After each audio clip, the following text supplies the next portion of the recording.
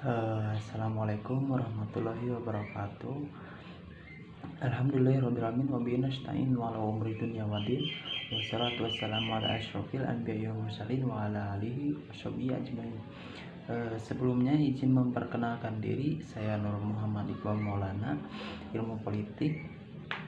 Pada kesempatan ini izinkan saya akan menjelaskan atau menganalisis terkait tema rancangan undang-undang Cipta Kerja polemik yang menuai isu dan kontroversi di masyarakat untuk memenuhi tugas UAS teknik analisa baik. Untuk pembahasan pertama, langsung ke abstraknya aja. Undang-undang Cipta Kerja telah menuai kontroversi sejak awal diusulkan oleh presiden ataupun pemerintah.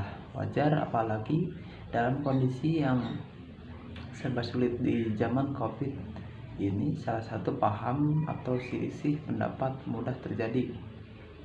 Juga karena undang-undang ini begitu tergesa-gesa karena merevisi puluhan undang-undang yang ada.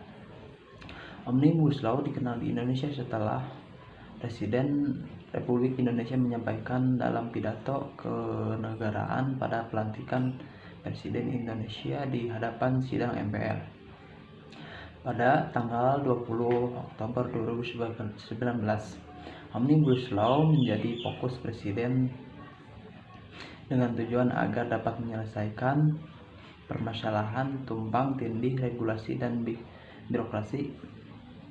Harapannya dengan adanya Omnibus Law tersebut dapat memberikan pelayanan yang baik bagi masyarakat yang menarik investor asing berinvestasi di Indonesia. Omnibus Law telah menyita perhatian masyarakat karena tujuan dari Omnibus Law untuk menggantikan undang-undang yang ada sebelumnya dengan undang-undang baru. Undang-undang baru tersebut dibuat sebagai payung hukum untuk semua ketentuan hukum yang terkait dan sifatnya bisa di lintas sektor.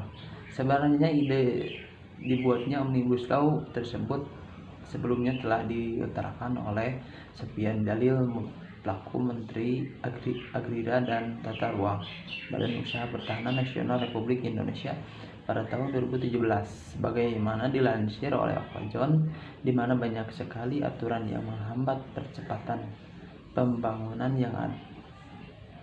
Tambahnya adanya peraturan yang saling berbenturan sehingga pemerintah telah mengondok buatnya UU Omnibus Law sebagai salah satu upaya mempersingkat perizinan Cipta Kerja. Upaya penciptaan kerja melalui usaha, kemudahan pelindungan dan pemberdayaan konversi usaha mikro, kecil dan menengah, peningkatan ekosistem investasi dan kemudahan berusaha dan investasi pemerintah pusat dan percepatan proyek. Baik, untuk pembahasan selanjutnya mengenai tujuan Omnibus Law Cipta Kerja. Berdasarkan pasal 3 Perundang-undangan Cipta Kerja Lapangan Kerja, dikatakan bahwa tujuan dibuatnya RUU Cipta Lapangan Kerja adalah untuk menciptakan lapangan kerja yang seluas-luasnya bagi rakyat Indonesia secara merata. Hal ini dilakukan dalam rangka memenuhi kehidupan yang layak melalui poin-poin berikut. Poin pertama, kemudahan perlindungan dan pemberdayaan UMKM serta komperasian. Yang kedua, peningkatan investasi.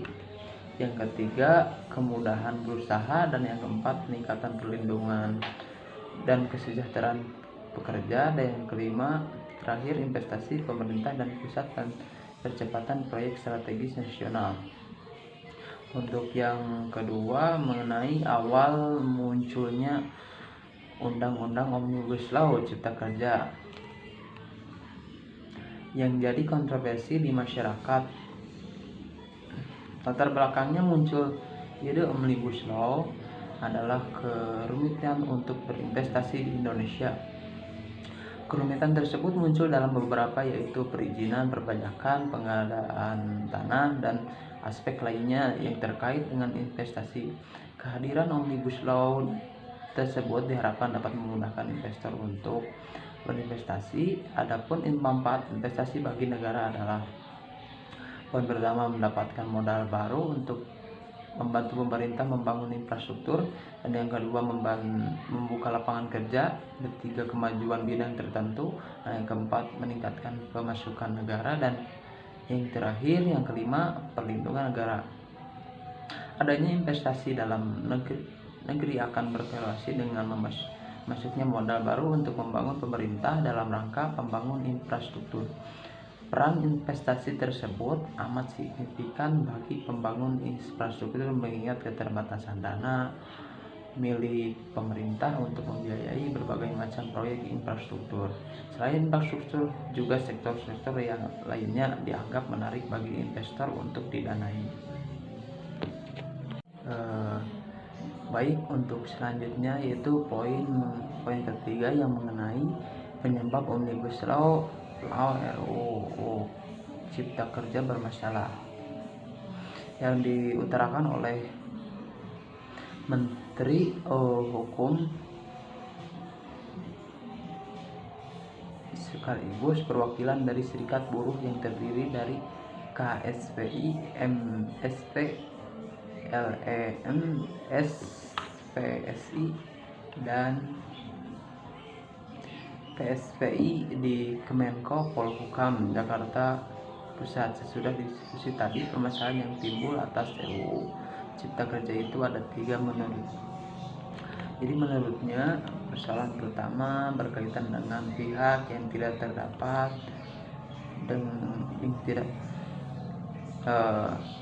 yang tidak sependapat dengan beberapa aturan yang dimasukkan di dalam RUU tersebut. Ketidaksamaan pendapat itu misalnya berkaitan dengan jumlah jam lembur di dalam uraian hari dan jam, serta tentang upah minimal kabupaten dan minimal provinsi yang dihendak satukan. Dan persoalan yang kedua, soal pemahaman isi yang ada di dalam draft Omnibus Law.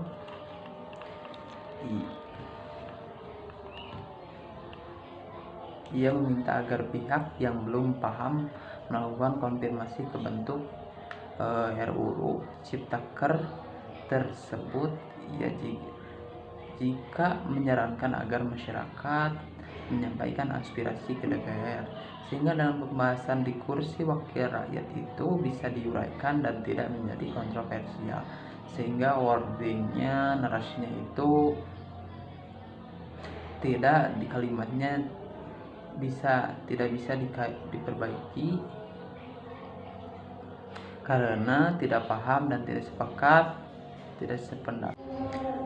Terus menaik poin yang penyebab terakhir adalah kesalahan teknis yang memang muncul di dalam draft RUU yang di sektor pemerintah ke DPR.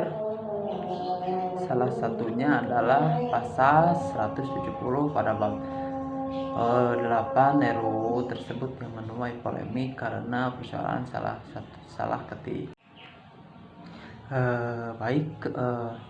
Bisa disimpulkan juga di zaman teknologi ini manusia disuguhkan dengan berbagai pengetahuan dan informasi yang menarik melalui gadget atau media elektrik yang lainnya. Sebagai generasi muda bangsa penyimak yang baik dalam menerima informasi, kita tidak boleh terperosok pada sesuatu informasi yang belum diketahui kebenaran, karena hal tersebut dapat berujung hoax. Penyebaran berita yang tidak benar dapat dikenakan sanksi Undang-Undang ITE. Hasil dari rancangan Undang-Undang Omnibus Law adalah: yang pertama, menyetujui rancangan jadwal rapat pembahasan rancangan undang-undang tentang Cipta Kerja sebagaimana terlampir.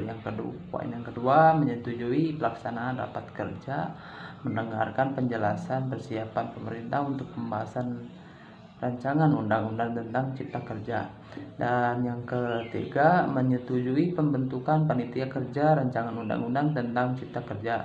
Dan yang keempat, menyetujui panitia kerja rancangan undang-undang Cipta Kerja membuka ruang partisipasi publik secara luas dengan mengundang berbagai stakeholders dan para narasumber untuk memberikan saran dan masukan terhadap rancangan undang-undang tentang Cipta Kerja sebagai bahan bagi praksi-praksi dalam menyusun daftar inventarisasi masalah DIM.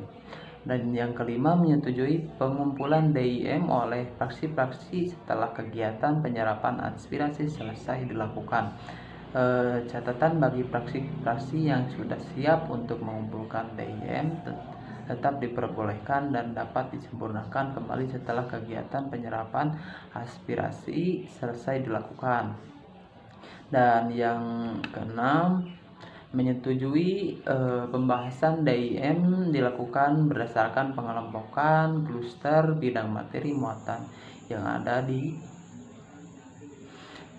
materi tidak berdampak sistematik atau mendapatkan penolakan dari masyarakat. Dan yang terakhir, mungkin yang ketujuh, menyetujui penugasan tim ahli Badan Legislatif dan Badan Keahlian DPR Republik Indonesia menyusun metrik sandingan seluruh undang-undang sekitar 79 RUU yang terdampak RUU tentang Cipta Kerja dengan draft rancangan undang-undang tentang Cipta Kerja, sehingga ada sekitar 79 metrik sandingan yang selanjutnya harus dikelompokkan per kluster. Mungkin itu saja yang bisa saya sampaikan. Mohon maaf apabila banyak kekurangan. Dicukupkan saja. Wallahu a'lam bishawab. Wassalamualaikum warahmatullahi wabarakatuh.